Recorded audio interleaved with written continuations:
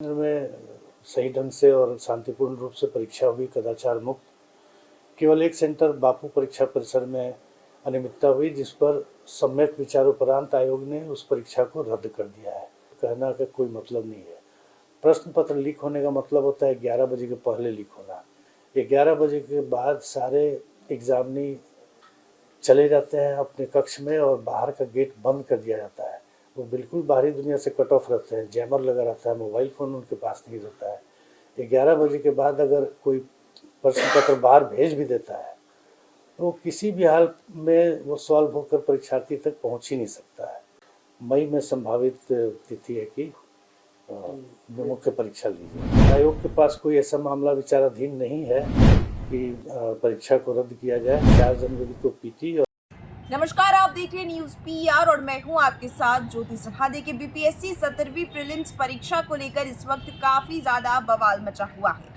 एक और जहां परीक्षार्थी धरना स्थल पर 10 दिनों से बैठे हैं, तो वही उनकी साफ तौर पर मांग है कि अभी जो परीक्षा रद्द की गई, पटना के एक सेंटर की परीक्षा जो रद्द हुई और जिसे लिया जाना है 4 जनवरी को, वो परीक्षा रद्द कर दी जाए। पूरे परीक्षा को रद्द करके फिर से एग्जाम लिया जाए और नॉर्मलाइजेशन जो है वो लागू ना होने दिया जाए। इन मांगों के साथ में जो है बीपीएससी परीक्षार्थी जो है वो पिछले 10 दिनों से धरना स्थल पर बैठे हैं, जिन्हें जो है खान सर हो या रहमान सर हो, सभी टीचर्स का सपोर्ट भी मिल रहा है। हालांकि आपको ये भी बता दें कि एक और जहां बीपीएससी आयोग ये जानकारी निकालने में लगा है कि आखिर ये जो भड़काने का काम है बीपीएससी अभ्यर्थियों को, वो किसके द्वारा किया जा रहा है। तो दूसरी तरफ आपको बता दें कि परीक्षा के नियंत्रक द्वारा साफ तौर पर ये स्पष्ट कर दिया गया है कि परीक्षा रद्द नहीं होने वाली है। क्या कुछ कह रहे हैं वो सुनिए। चाहेंगे कि आयोग के समक्ष अभी ऐसा कोई प्रस्ताव विचाराधीन नहीं है। परीक्षा के बाद जो आयोग द्वारा समीक्षा की गई उसमें 912 में 911 सेंटर में जिला पदाधिकारी द्वारा प्रेषित प्रतिवेदन या सेंटर सुपरिटेंडेंट द्वारा जो रिपोर्ट दिए गए, 911 केंद्र में सही ढंग से और शांतिपूर्ण रूप से परीक्षा हुई, कदाचार मुक्त। केवल एक सेंटर बापू परीक्षा परिसर में अनियमितता हुई, जिस पर सम्यक विचारोपरांत आयोग ने उस परीक्षा को रद्द कर दिया है, जिसकी 4 जनवरी को पुनर्परीक्षा की तिथि निर्धारित की गई है। अगर कोई मांग कर रहे हैं कि शेष जगह भी परीक्षा रद्द होनी चाहिए, तो उनकी मांग साक्ष्यों के आधार पर होनी चाहिए। आयोग बिना साक्ष्य के, बिना किसी आधार के कोई परीक्षा रद्द नहीं कर सकता है। आयोग डायरेक्ट परीक्षा में इन्वॉल्व नहीं रहता है। आयोग का काम प्रश्न पत्र छपवाकर जिला के ट्रेजरी तक पहुंचा देना है। उसके बाद जिला प्रशासन का काम शुरू होता है।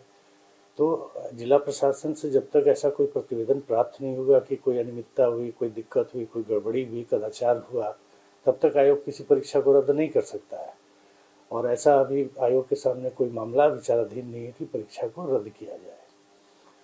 कुछ लोगों द्वारा कई तरह के आरोप लगाए जा रहे हैं, लेकिन सभी आधारहीन, किसी के बारे में कोई साक्ष्य उपलब्ध नहीं कराया गया है।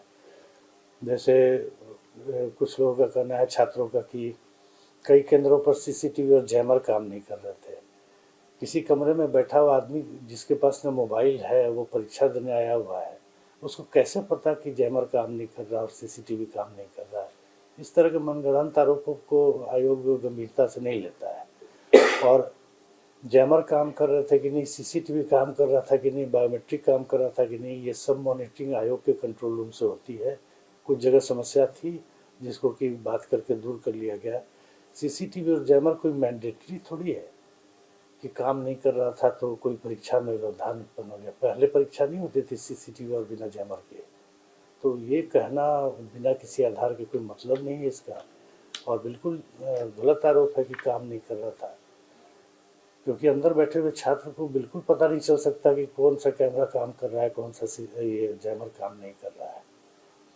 एक आरोप ये भी लग रहा है कि एक कोचिंग संस्थान से कुछ प्रश्न मिल गए, तो उस कोचिंग संस्थान के टेस्ट सीरीज के 14 प्रश्न कुल बीपीएससी के 150 प्रश्नों से मेल खा गए। प्रश्न पत्र कोई बाहर से थोड़ी मंगाया जाता है, इसी भारत के जो एक नॉर्मल सिलेबस है उसी से सेट किए जाते हैं। ये तो बुरी बात है कि 150 में मात्र टेस्ट सीरीज से 14 प्रश्न मतलब मिले। अब उस टेस्ट सीरीज पर जो डिपेंडेंट हो के जाएगा तो वो कभी पास नहीं कर पाएगा। एक तरफ कहा जा रहा है कि आसान प्रश्न पत्र आए थे, तो आसान प्रश्न पत्र आए तो कट ऑफ हार जाएगा, 100 जाएगा, 110 जाएगा 150 में। अगर कठिन प्रश्न आते हैं तो 80 जाएगा, इसमें कौन सी बड़ी बात है। और ये जब कहा जा रहा है कि आसान प्रश्न आए थे तो कट ऑफ ऑब्वियसली हार जाएगा, तो वैसी स्थिति में 14 प्रश्नों का लड़ना कौन सी बड़ी बात है। वो कभी पास करेंगे स्टूडेंट? अरे किसी के 14 लड़े होंगे, किसी के 25 लड़े होंगे, किसी के 5 लड़े होंगे, डिफरेंट कोचिंग इंस्टीट्यूट है। अगर किसी का प्रश्न नहीं लड़ रहा है तो फिर वो कोचिंग इंस्टीट्यूट तो मुझे लगता है बंद कर देना चाहिए, क्योंकि स्टूडेंट वहाँ से पढ़ेगा तो कभी पास कर पाएगा। तो ऐसा कुछ नहीं है, आरोप आधारहीन है, तो उसको हम लोग प्रश्न पत्र लीक का आरोप भी बिल्कुल आधारहीन है।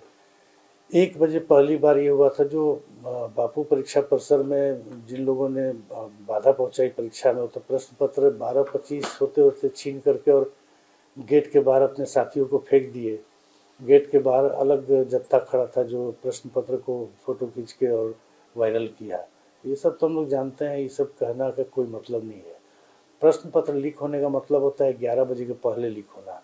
11 बजे के बाद सारे एग्जामिनी चले जाते हैं अपने कक्ष में और बाहर का गेट बंद कर दिया जाता है। वो बिल्कुल बाहरी दुनिया से कट ऑफ रहते हैं, जैमर लगा रहता है, मोबाइल फ़ोन उनके पास नहीं रहता है। 11 बजे के बाद अगर कोई प्रश्न पत्र बाहर भेज भी देता है तो किसी भी हाल में वो सॉल्व होकर परीक्षार्थी तक पहुंच ही नहीं सकता है। तो ये लीकेज की बात कहना, जो लोग ये आरोप लगा रहे हैं उनको भी पता है कि छात्रों का हुजूम जो बापू परीक्षा परिसर में इस तरह की गड़बड़ी किया, सबका सब जो है वो बाहर में फेंका। उसके वीडियोस है बाहर में फेंकते हुए, लहराते हुए। उस पर एक छात्र मनीष कुमार गिरफ्तार भी हुआ है। और अभी आयोग के पास कोई ऐसा मामला विचाराधीन नहीं है कि परीक्षा को रद्द किया जाए। 4 जनवरी को पीटी और मई में संभावित तिथि है कि मुख्य परीक्षा ली जाए। तो सुना आपने किस तरीके से उन्होंने साफ तौर पर कह दिया है कि बीपीएससी की 17वीं प्रीलिम्स की परीक्षा जो एक सेंटर पर रद्द हुई और जिसे 4 जनवरी को लिया जाना है वो 4 जनवरी को ही होगा, वो आगे नहीं बढ़ेगा, रद्द नहीं होगा। साथ ही उन्होंने ये भी स्पष्ट कर दिया है कि जो भी अभ्यर्थी, जो भी परीक्षार्थी जो हैं वो जब प्रीलिम्स की परीक्षा देंगे उसके बाद अगर वो क्वालिफाई करते हैं तो मेंस की जो परीक्षा है वो मई में ली जाएगी। जो भी अपडेट है वो लगातार हम आप तक साझा कर रहे हैं। ऐसे ही खबरों के लिए बने रहिए न्यूज़ पीआर के साथ।